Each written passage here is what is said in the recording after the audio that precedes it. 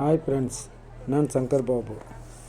ಗೊರವನಹಳ್ಳಿ ಮಹಾಲಕ್ಷ್ಮೀ ದೇವಿ temple, Tumakuru ಜಿಲ್ಲಾ ಕೊರಟಗೆರೆ ತಾಲೂಕು.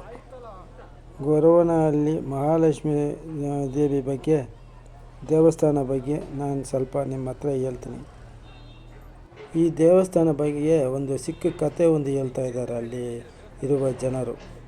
ಇಲ್ಲಿ ಅಪ್ಪಯ್ಯ ಎಂಬ ಒಬ್ಬರು ಕುರಿ ಮತ್ತು ಹಸು ಕಾಯ್ಕೊಂಡಿದ್ದು ಇಲ್ಲಿರುವ ಜಯಮಂಗಲಿ ನದಿಯಲ್ಲಿ ದಿನನಿತ್ಯ ಸಾಯಂಕಾಲ ಕಾಲು ಕೈ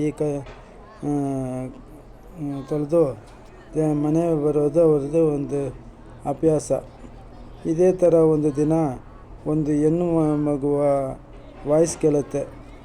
ಅವರು ಈ ಥರ ನನ್ನನ್ನು ಕರ್ಕೊಂಡು ಮನೆಗೆ ಹೋಗು ಅಂತ ಒಂದು ಅರಸರಿ ಕೇಳುತ್ತೆ. ಸುತ್ತಲೂ ನೋಡ್ತಾರೆ, ಯಾರು ಇರೋದಿಲ್ಲ ಅಲ್ಲಿ. ಈ ಥರ ಒಂದು 2-3 ದಿನ ಹಿಂಗೆ ಇರುತ್ತೆ. ಅದಕ್ಕೆ ಅವರು ಮನೆಯಲ್ಲಿ ಬಂದು ಅವ್ರ ತಾಯಿ ಹತ್ರ ಕೇಳ್ತಾ ಇದ್ದಾರೆ, ಈ ಥರ ಯಾವತ್ತೂ ನಾನು ಕರ್ಕೊಂಡು ಹೋಗು ಅಂತ ಒಂದು ಹೆಣ್ಣು ವಾಯ್ಸ್ ಕೇಳುತ್ತೆ. ಏನು ಮಾಡಲಿ ಅಂತ ಅವ್ರ ತಾಯಿ ಹತ್ರ ಕೇಳ್ತಾರೆ. ಅವ್ರ ತಾಯಿ, ಹಂಗಾದರೆ ಒಂದು ಮಾತು ಹೇಳೋ ಅದು ಹಸಿರಿಯರ ಹತ್ರ, ನೀವು ದೆವ್ವವಾದರೆ ಅಲ್ಲೇ ಇರಿ, ದೇವರಾದರೆ ಮನೆಗೆ ಬಾ ಅಂತ ಹೇಳು ಅಂತ. ಅವರು ಬಂದು ಒಂದು ದಿನ ಕಾಲು ತೊಳೆಯುವಾಗ ಇದೇ ಥರ ಹೆಣ್ಣು ಮಗು ಹೇಳೋದಕ್ಕೆ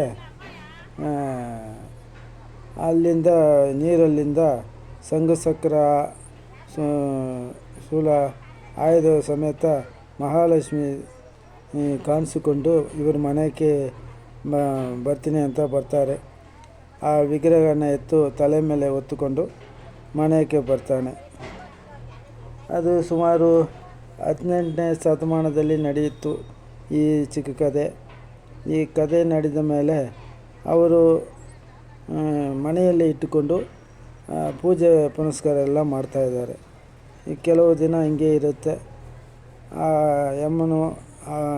ಅಪ್ಪಯ್ಯಮ್ಮನು ಮರಣ ಹೊಂದುತ್ತಾರೆ.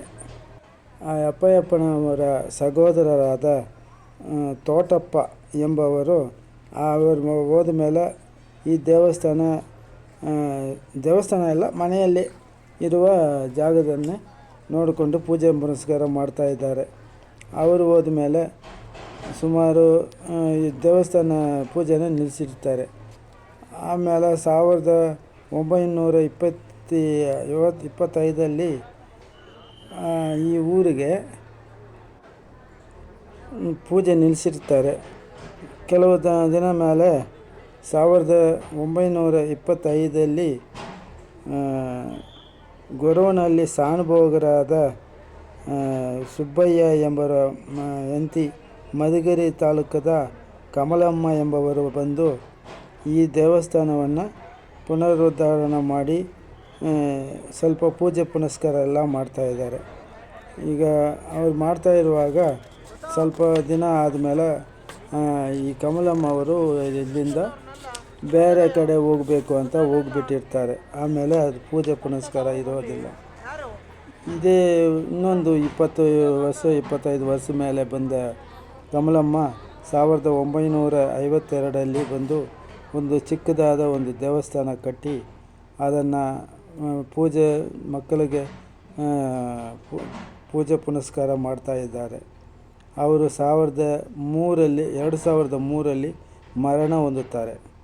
ಕಮಲಮ್ಮ ಮಗನಾದ ಪ್ರಸನ್ನ ಕುಮಾರ್ ಎಂಬವರು ಆ ದೇವಸ್ಥಾನ ತಿರ್ಗಾ ಓಪನ್ ಮಾಡಿ ಅದನ್ನು ಪೂಜೆ ಪುನಸ್ಕಾರ ಮತ್ತು ಉಚಿತ ಮದುವೆ, ಮಕ್ಕಳಿಗೆ ವಿದ್ಯಾಭ್ಯಾಸ, ಉಚಿತ ಮದುವೆ, ಮಕ್ಕಳಿಗೆ ಇದಕ್ಕೆ ಹೆಲ್ಪ್ ಮಾಡ್ತಾಯಿದ್ದಾರೆ. ಈ ಪ್ರಸನ್ನ ಕುಮಾರ್ ಅವರು ಬಂದ ಮೇಲೆ ದೇವಸ್ಥಾನ ಪುನರುದ್ಧಾರಣೆ ಆಗುತ್ತೆ. ಪುನರುದ್ಧಾರಣೆ ಆದಮೇಲೆ ಪುಣ್ಯಕ್ಷೇತ್ರವಾಗಿ ಪರಿವರ್ತನೆ ಆಗಿರುತ್ತದೆ. ಇಲ್ಲಿ ಶುಕ್ರವಾರ ಭಾನುವಾರ ಮಂಗಳವಾರ ಎಲ್ಲ ಪೂಜೆ ನಡೆಯುತ್ತೆ ಇಲ್ಲಿ. ದೇವಸ್ಥಾನದಲ್ಲಿ ದೇವರ ಹರಕೆ ಹೊತ್ಕೊಳ್ಳುವಾಗ ಒಂದು ಪಿಡಿ ಅಕ್ಕಿಯನ್ನು ಇಟ್ಕೊಂಡು ಅದನ್ನು ಪೂಜೆ ಮಾಡಿ ಬಂದು ಇಲ್ಲಿ ಕೊಟ್ಟರೆ ಅವರು ಕೇಳಿದ್ದು ಅವರಿಗೆ ಕೋರಿದವರ ಸಿಕ್ಕುತ್ತೆ ಅಂತ ಐದೀಗವತ್ತೆ. ದೇವಸ್ಥಾನದಲ್ಲಿ 12 ಗಂಟೆ ಮೇಲೆ ಊಟ ವ್ಯವಸ್ಥೆ ಇರುತ್ತೆ. ಎಷ್ಟೇ 1000 ಜನ ಬಂದ್ರೂ ಊಟಕ್ಕೆ ಕಡಿಮೆ ಇರುವುದಿಲ್ಲ. ಇಲ್ಲಿ ತುಂಬ ಸ್ವೀಟಾದ ಒಂದು ಇದು ಬೆಲ್ಲದ ಪಾಯಸ ಮತ್ತು ಅನ್ನ ಸಾಂಬಾರು ಮಜ್ಜಿಗೆ ಎಲ್ಲ ಕೊಟ್ಟು ಊಟ ತುಂಬ ಟೇಸ್ಟಾಗಿರುತ್ತೆ.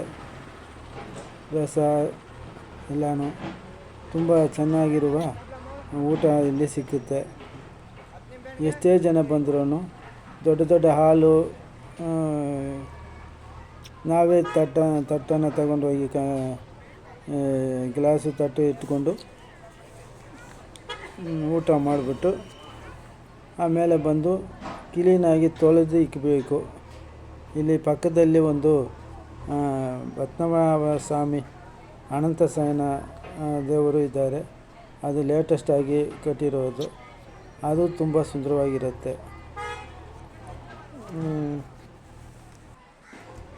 ಈಗ ಎಲ್ಲ ಫ್ರೆಂಡ್ಸಿಗೂ ಈ ತಾಯಿ ಕೃಪಾಕಟಾಕ್ಷ ಸಿಗಲಿ ಅಂತ ಕೇಳಿಕೊಂಡು ಈ ದೇವಸ್ಥಾನ ಬಗ್ಗೆ ಕಿರುಪರಿಚಯವನ್ನು ಎಲ್ಲ ಫ್ರೆಂಡ್ಸ್ಗೂ ಸೇರಲಿ ಅಂತ ಆರೈತು ಕೋರಿಕೊಳ್ತೀನಿ. ಈಗ ಸಬ್ಸ್ಕ್ರೈಬ್ ಮಾಡಿ, ಲೈಕ್ ಮಾಡಿ, ಶೇರ್ ಮಾಡಿ. ನಮಸ್ಕಾರ.